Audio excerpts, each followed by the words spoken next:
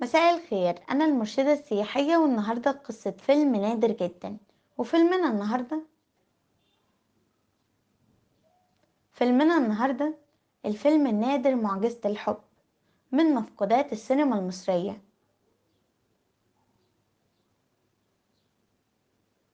تاريخ العرض 10 ديسمبر 1930. تصنيف العمل رومانسي.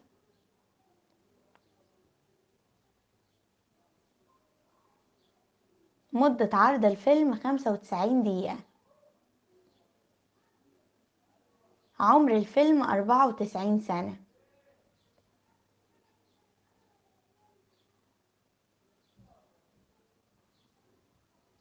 من تأليف وإخراج إبراهيم لاما.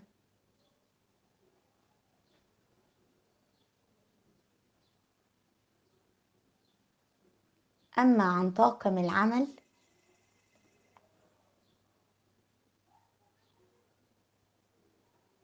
فهو من بطولة بدر لاما، سوريا رفعت،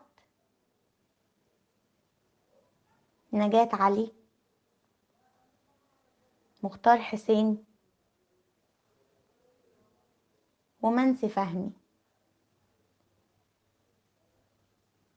تم الإعلان عن الفيلم والإشارة ليه بأنه فيلم ناطق، إلا أنه لم يزيد عن الأفلام الصامتة، فاتحط عليه اسطوانات لأغاني قامت بها المطربة نجاة علي بغنائها.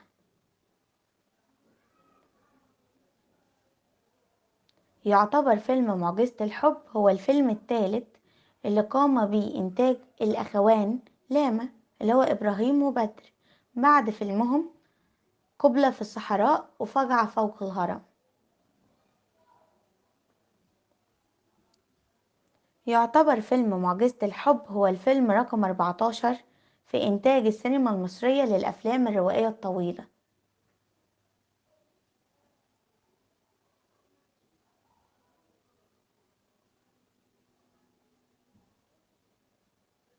من أهم الحاجات اللي معروفة عن الفيلم إن صورت أحداث الفيلم داخل أحد القصور بالقناطر الخيرية. أما عن قصة الفيلم فبتدور حوالين 2 صحاب مزيكاتية، ممكن نقول عليهم مجنونين فن.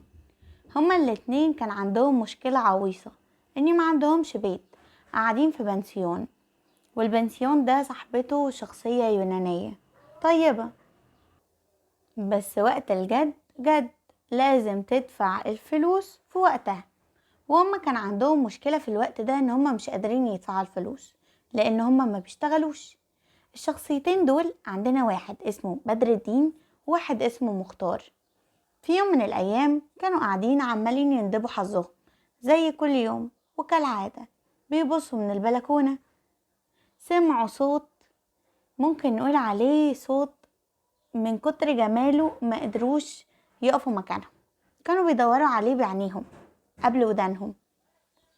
الصوت ده كان لبنت جميلة الوجه ومعاها بنت عمها، هي بتغني وبنت عمها بتعزف على عود، وقاعدين في قصر، والقصر ده كان ملك واحدة من اللي كانوا بيغنوا، كان ملك أبوها. المهم الاتنين طاروا من البلكونة، يعني نزلوا يعني على رجليهم، ما نطوش من فوق مثلا، علشان يشوفوا البنتين دول، وفضلوا يراقبوهم من بعيد، ونطوا من فوق السور ودخلوا القصر علشان يشوفوهم ويسمعوا صوتهم عن قريب.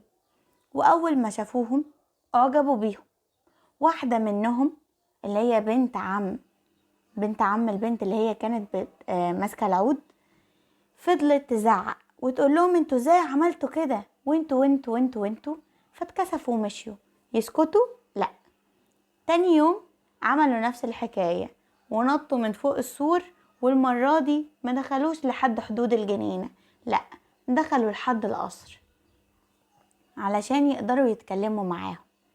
بدر الدين اتكلم مع سميحة اللي هي بنت صاحب القصر، اعجبت بيه وهو حبها، وقعدوا يتكلموا مع بعض، وكل يوم يتقابلوا بالليل من غير ما حد يشوفهم. ومن كتر الكلام كانوا بينسوا نفسهم لحد الصبح. وفي مرة من المرات، وكانت مرة سودة، عدى عليهم أبوها مصطفى بيه. مصطفى بيه ده ممكن نقول راجل هيبة ومقام، بس في الشر مش تمام. المهم قال لها ما ينفعش اللي انت بتعمليه ده، والاسبوع اللي جاي جوازك على احد اثرياء القوم. وبالفعل الاسبوع اللي جاي قرب يجي، وهي تبكي بالدموع وتقول له انا مش عايزه اتجوز غير بدر الدين. يقول لها ابدا، لا يمكن اخليكي توقعي راسي في الطين وتتجوزي واحد مزيكاتي زي ده، ملوش مستقبل. المهم الموضوع تطور والدنيا عمالة تزيد، والاسبوع قرب يجي. حصل فرح احد الفلاحين، وهو الفرح بيحصل حصلت حاجة مش تمام. مصطفى بيه طلب من بنته ان هي تروح عند اخته، علشان ما ينفعش تقعد هنا تاني، ولازم تجهز في الفرح هناك. واول ما مشيت حصلت حاجة غريبة.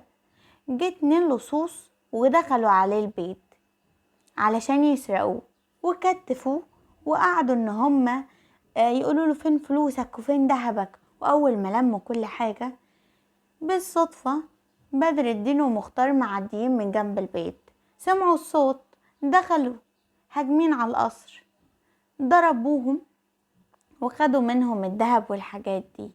اتخبط في عينيه، جاله عمى مؤقت.